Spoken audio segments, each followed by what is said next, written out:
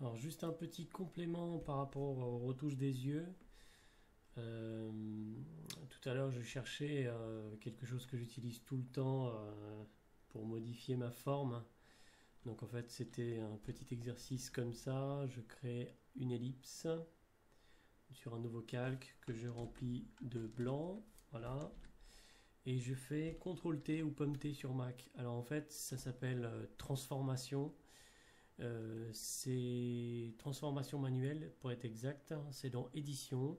Vous faites transformation manuelle et vous arrivez à sélectionner l'objet, puis vous faites un clic droit et déformation. Donc voici la petite explication de tout à l'heure. Ensuite, je voulais rajouter juste une petite chose par rapport aux retouches que nous avons réalisées. Euh, Vu que nous retouchons le visuel, enfin cette partie des yeux par exemple, par-dessus, et donc nous ne touchons pas du tout au visuel original, vu qu'on peut séparer l'un de l'autre, ce n'est pas très grave si vous exagérez les retouches. Par exemple, si je veux augmenter la couleur, mais vraiment en exagérant, voilà, hop, j'exagère complètement.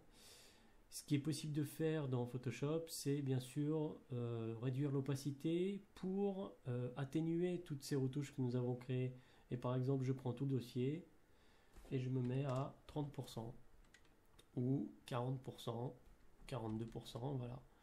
Et vous allez obtenir quelque chose de beaucoup plus naturel, voire même. Donc voilà, c'est à vous de jauger comme vous voulez le faire. Je vous laisse réaliser vos petites retouches. Si vous avez des questions, n'hésitez pas. À bientôt.